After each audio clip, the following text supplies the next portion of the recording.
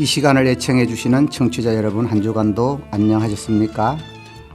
환절기에 감기 조심하시기 바랍니다. 여기는 상주 FM 93.9MHz 남산지기 장명아가 진행하는 사람 사는 이야기입니다.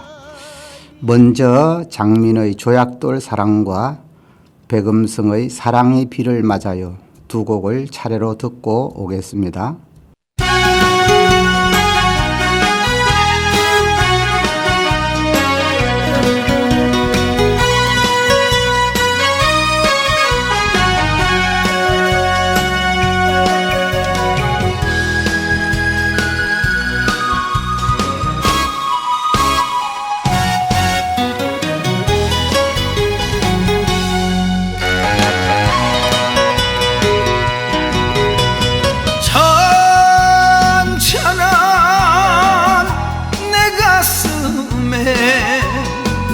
조약돌을 던져놓고 본체만 채 돌아서는 무정한 사람아,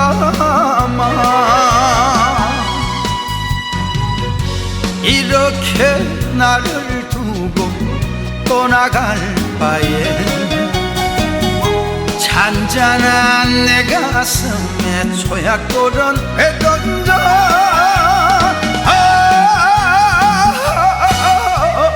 당신이 던져놓은 사랑의 조약돌,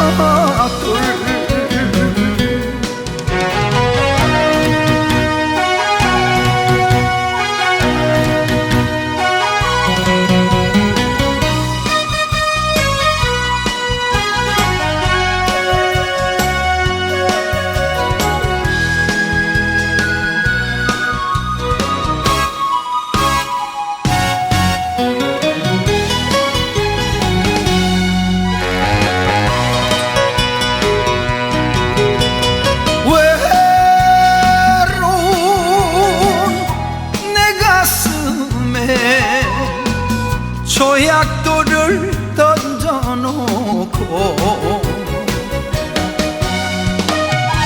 본체만 채 돌아서는 얄미운 사람아, 이렇게 나를 두고 떠나갈 바에 외로운 내 가슴에 조약돌은 왜 던져?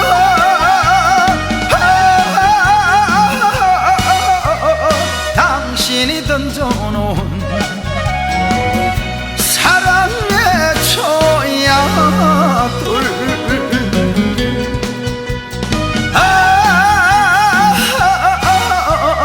당신이 던져놓은 조약돌.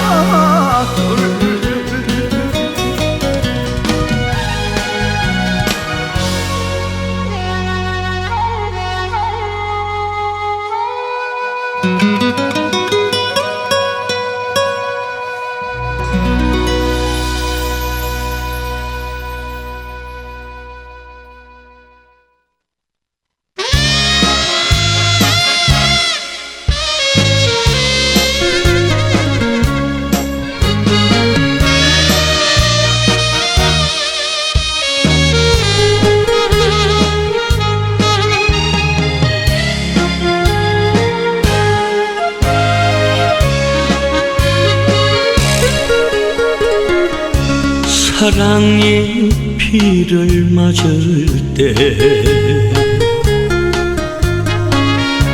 울어도 남들은 몰라. 눈물인지 빗물인지 그 누가 알 수가 있나. 딱 한 사람 당신만이 내 눈물 알고 있는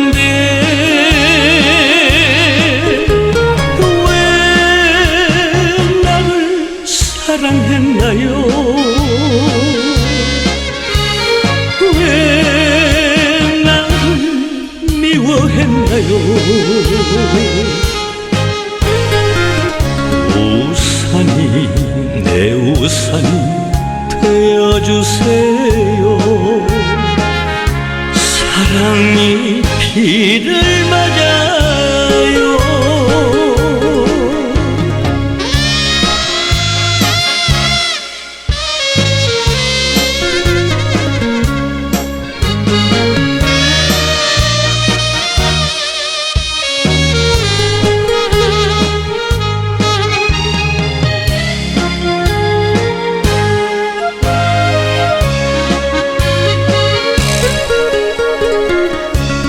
사랑이 비를 맞을 때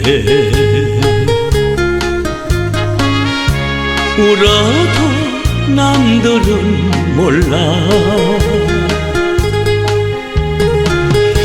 눈물인지 빗물인지 그 누가 알 수가 있나. 딱 한 사람 당신만이 내 눈물 알고 있는데 왜 나를 사랑했나요?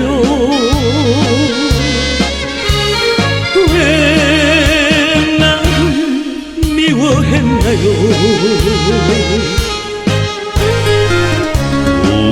우산이 내 우산이 되어주세요. 사랑이 비를 맞아요. 사랑이 비를 맞아요.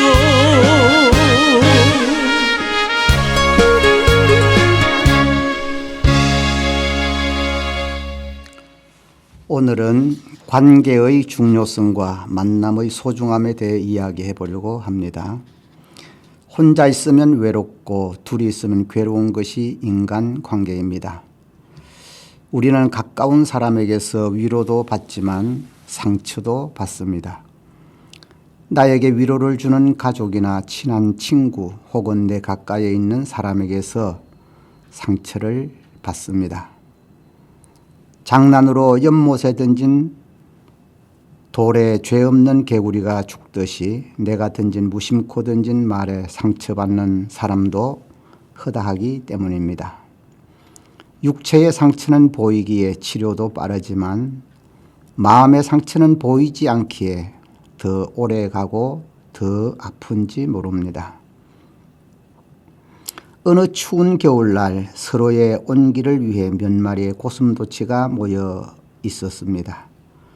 하지만 고슴도치들이 모일수록 서로를 찌르기 시작하였고 아픔 때문에 그들은 떨어질 수밖에 없었습니다.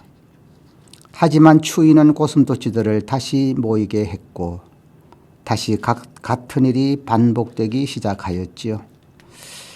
그 후에도 헤아릴 수 없는 모임과 헤어짐을 반복한 고슴도치들은 다른 고슴도치와 최소한의 간격을 두는 것이 최선의 방법임을 조금씩 깨닫게 됩니다. 고독과 외로움, 사회적인 필요로 인간이라는 고슴도치들이 모이게 되었지만 가시투성이 인간의 본성으로 서로에게 상처를 주고받습니다.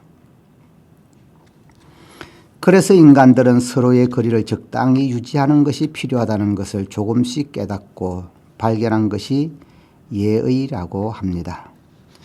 예의를 매개로 서로의 온기는 유지할 수 있게 되었고 서로의 가시에 찔릴 일도 없게 되었답니다. 위의 우화는 독일의 실존주의 철학자 쇼펜하우어가 인생론 중에서 인용한 고슴도치의 딜레마에서 유래하였습니다. 어느 결혼식 주례자가 가까울수록 예의를 지키세요 라는 주례사는 살아가면서 큰 울림으로 남아 있습니다. 일찍이 아리스토텔레스는 인간을 사회적 동물이라고 했습니다. 물론 사람 이외에도 사회생활을 하는 동물이나 곤충이 없는 것은 아닙니다. 개미나 꿀벌은 자기들 나름대로 사회생활을 한다고 합니다. 우리나라에서 개미 박사로 통하는 최재천 교수는 개미 제국의 발견이라는 저서를 내기도 했는데요. 개미의 계급은 인간 사회의 상하 수직적인 계급, 이른바 서열이 아니라 개미가 군집에서 맡는 역할에 불과하다고 하네요. 대표적으로 여왕개미는 개미 사회에 군림하는 존재가 아니라 단지 산란을 담당하는 개미일 뿐, 즉 알 낳는 기계에 지나지 않는다고 합니다. 그래서 더 이상 산란을 하지 못하는 여왕개미들은 일개미들에게 전신이 잘려나가는 방식으로 죽임을 당하기도 한다네요.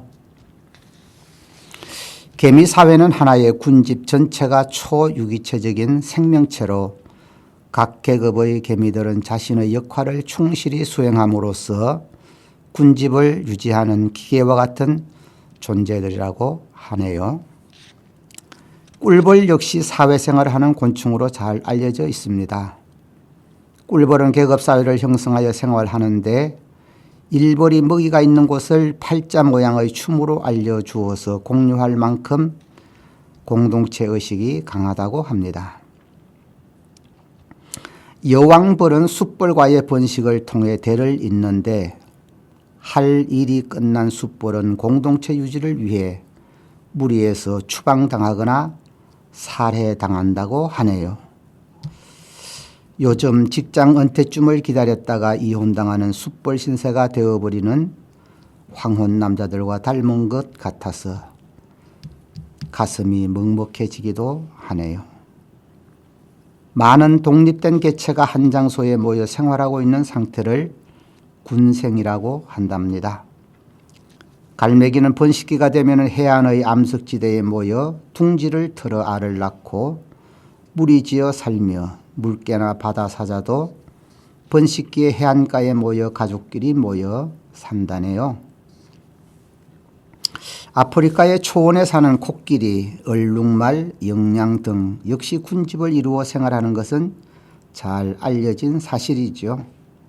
이처럼 약간의 소리나 행동으로 의사표현을 하기도 하고 군집 생활과 사회생활을 하는 동물과 곤충이 있긴 하지만 인간처럼 언어나 문화라는 복합적인 의사소통을 하는 동물은 인간이 유일하지 않을까 싶네요.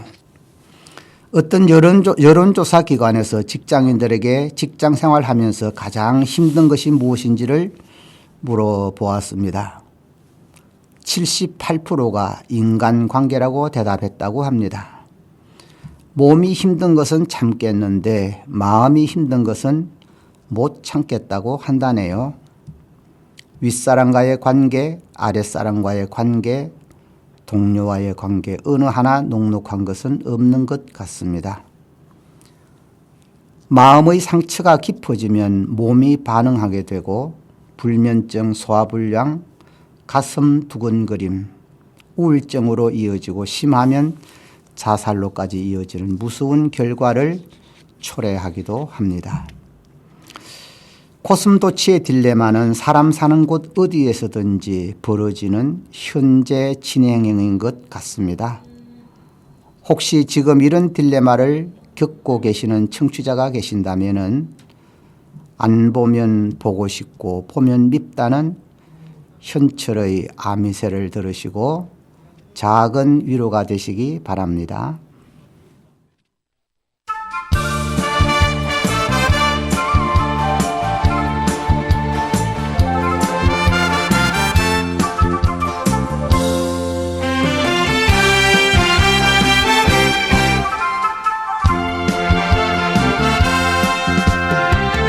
아름답고 미운 새 아미새 당신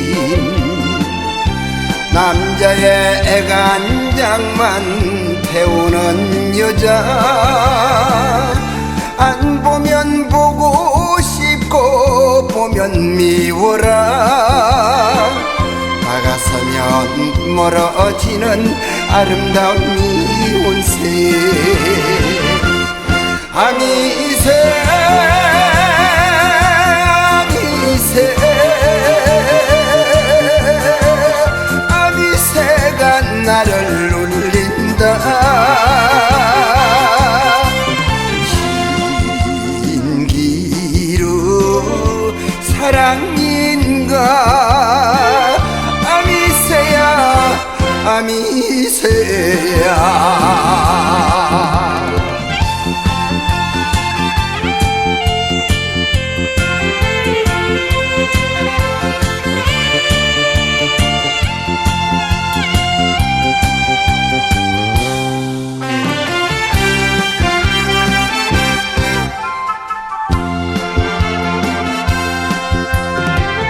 미워할 수 없는 새 아미새 당신 남자의 약한 마음 흔드는 여자 간다고 말만 하면 눈물 흘리네 떠나려면 정을 추는 아름다운 미운새 아미새 아미새 아미새가 나를 울린다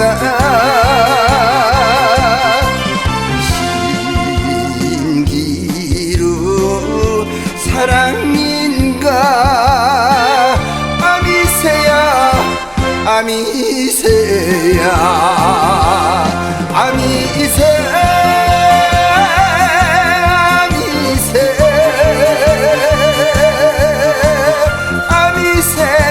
나를 울린다 내 사랑 아미새야 아미새야 아미새야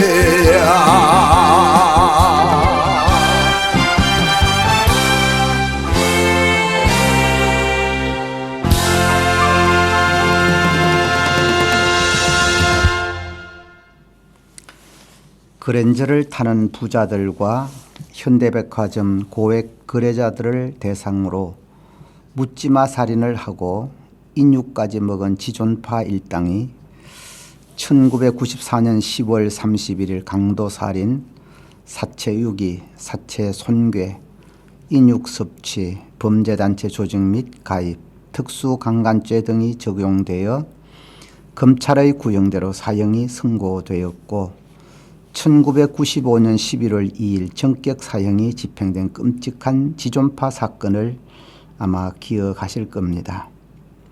일당 6명의 학력은 국조리 평균이고 나이도 20대였습니다.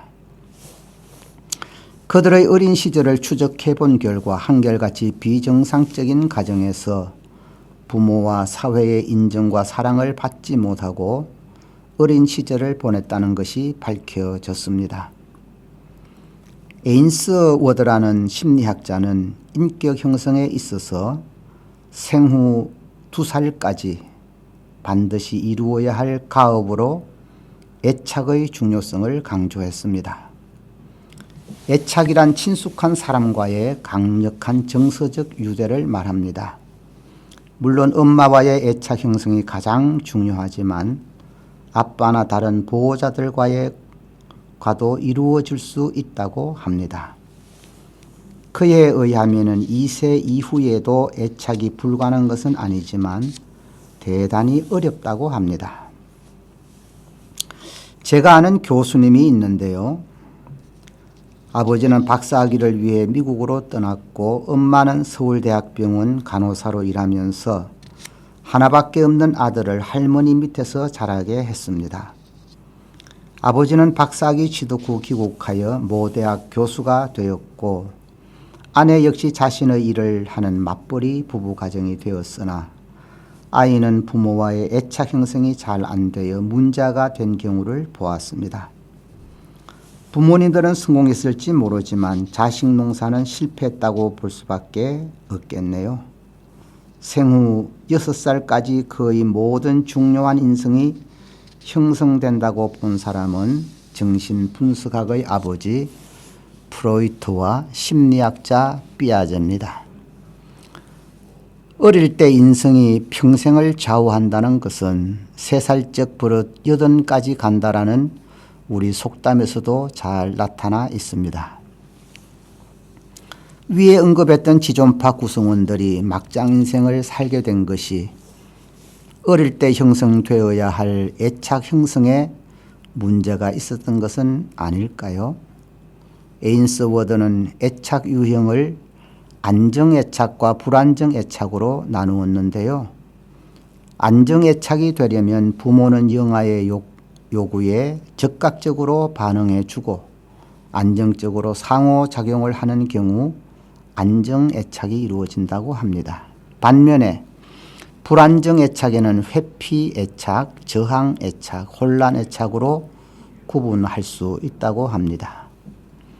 회피애착은 부모가 강압적이고 자기중심적일 때 형성되며 저항애착은 부모가 일관성 없는 양육태도를 보일 때 형성되고 불안정애착 가운데서도 가장 안 좋은 혼란애착은 보호자로부터 학대받은 영아의 경우 부모에 대한 불신으로 보호자와의 애착 관계가 이루어지지 못하는 경우라고 합니다. 예를 들어 집안에서 키우는 강아지나 고양이를 주인이 쓰다듬어 주고 안아주고 간식도 제때 주고 밥도 주면 주인과의 안정적 애착이 형성되어 주인을 보면 꼬리를 흔들고 가전 애교를 부리게 되겠지만 나가고 들어올 때마다 눈길도 주지 않고 배를 걷어차고 밥도 주지 않으면 주인에게 오지도 않고 눈치만 보든지 아니면 도망을 가게 되는 경우와 같다고 보면 되겠죠. 애착의 관계를 나무에 접붙이는 것에도 비유할 수 있을 것 같네요. 저는 어릴 때 농촌에서 아버지가 고염나무에 좋은 감나무 접붙이는 것을 보면서 자랐습니다. 손목 굵기의 고염나무의 밑동을 잘라내고 잘라낸 고염나무 정중앙을 도끼로 쪼갠 후 접붙이고자 하는 감나무 가지를 얇게 깎아서 고염나무 쪼갠 사이에 넣은 후 고무줄로 묶고 공기가 들어가지 않도록 진흙으로 채운 후 비닐로 공기가 들어가지 않도록 쌓아주면 얼마 지나지 않아 고염나무가 단감나무가 되어 단감이 열리게 되더라고요. 이런 경우는 접이 안정적으로 잘 붙은 경우고요. 어떤 경우는 말라 죽게 되는데 접붙이기에 실패한 경우입니다. 불안정 애착이 바로 이런 경우라고 할 수 있겠습니다. 관계는 결국 만남에서 이루어집니다. 우리가 인생을 살다 보면 피상적인 만남도 있고 인격적 만남도 있잖아요. 피상적이고 건성적인 만남이란 시장에서, 직장에서, 출퇴근길, 버스나 지하철에서 큰 의미 없이 그냥 만나는 그런 만남이지요. 마틴 부부라는 사람은 나와 너라는 저서에서 2가지의 만남을 설명합니다. 나와 그것, I and it 로의 만남과 나와 너, I and you의 만남 말입니다. 상대의 기분이나 상황을 고려하지 않고 물건 대하듯 한다면은 그것과의 만남, 즉 말할 수 없는 사물과의 만남이 될 것이고 상대의 입장에서 배려하는 만남이라면은 인격적이고 의미 있는 만남이라고 할 수 있겠죠. 인생은 누구를 만나느냐에 따라서 운명이 바뀝니다. 신약성서 요한복음 4장에 예수님과 수가성 우물가의 여인이 만나는 이야기가 나옵니다. 정오에 물을 기르러 온 여인은 5 남편과 살고 있었습니다. 그 남편과도 헤어질 결심을 하고 6번째 남편을 찾고 있었습니다. 중동 지역에서는 더위 때문에 정오에서 오후 2시까지는 낮잠 자는 시간입니다. 자신의 행실이 사람들에게 호감을 주지 못했던지 사람들의 왕래가 뜸한 정오에 물을 기르러 나왔던 것입니다. 사람들의 인정과 사랑을 받지 못하는 여자가 예수를 만난 겁니다. 그러니까 온갖 종류의 남자를 다 만나봐도 만족이 없었나 봅니다. 우리나라 배우 중에 김지미라는 여배우가 있잖아요. 2003년 신동아 인터뷰에서 네 분의 결혼과 이혼을 회고하며 나이 많은 남자, 어린 남자, 능력 있는 남자 다 살아봤는데 남자는 별것 아니더라. 남자는 다 어린애고 부족하고 불완전한 존재다. 그렇지만 함께 자녀를 낳아 길렀던 최무룡이 가장 기억에 남는다라고 밝혔다고 합니다.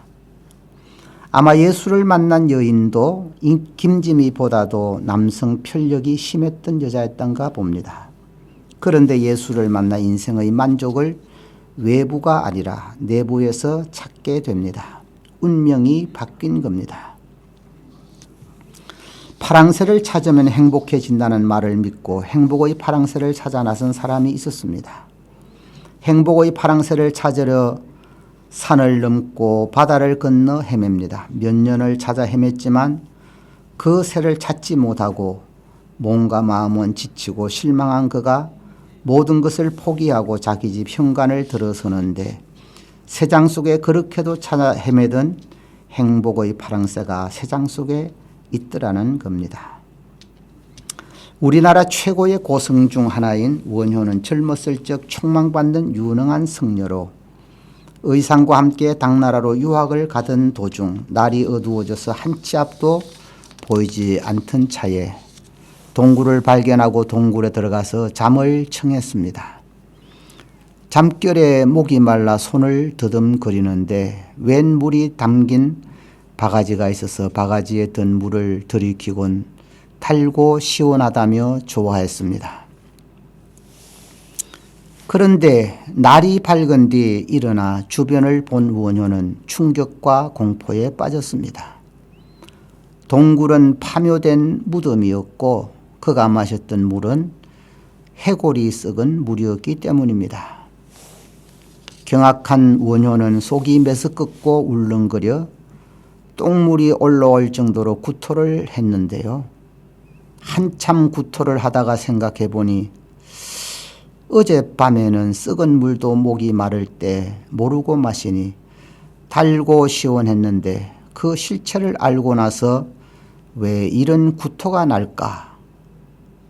라는 생각을 했죠.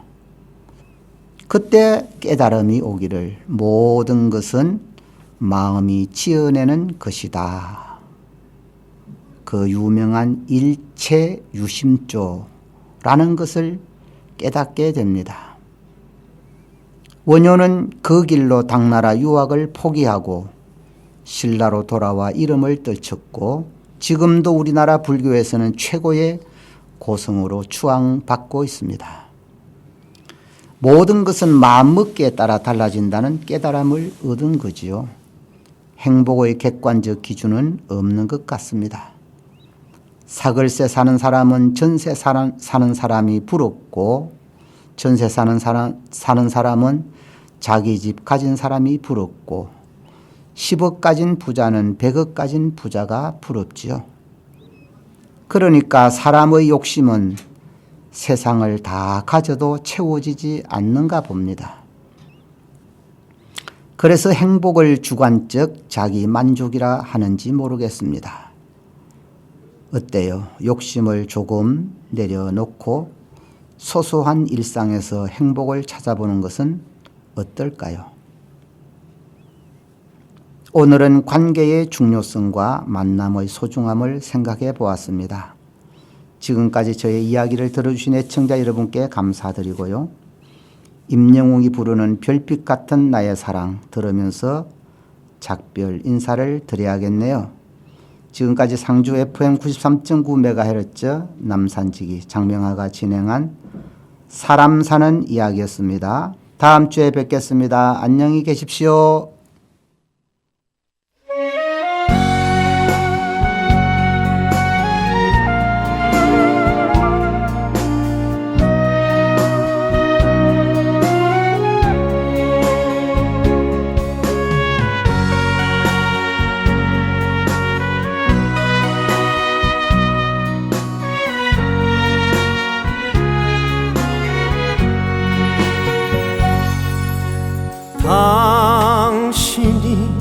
얼마나 내게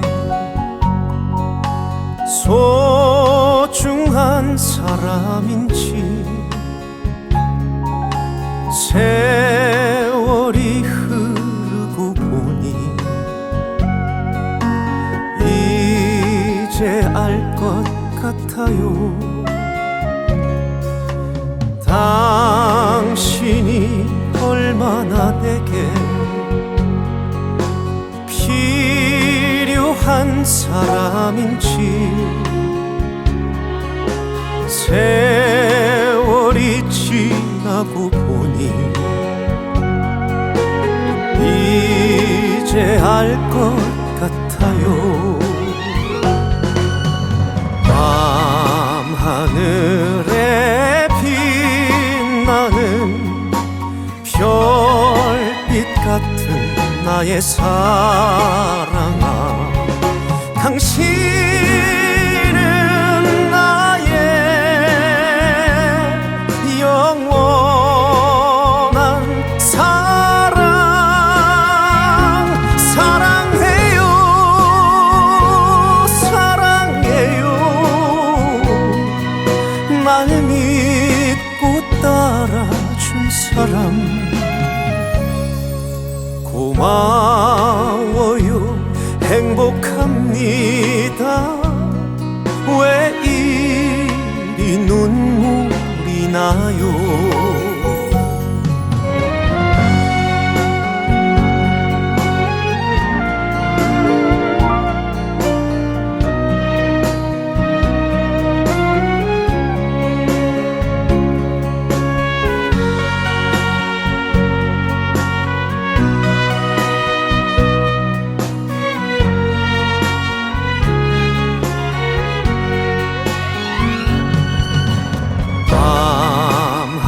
밤하늘에 빛나는 별빛 같은 나의 사랑아, 당신은 나의 영원한 사랑. 사랑해요, 사랑해요. 날 믿고 따라준 사람 고마워요. 행복합니다. 왜 이리 눈물이 나요. 왜 이리 눈물이 나요.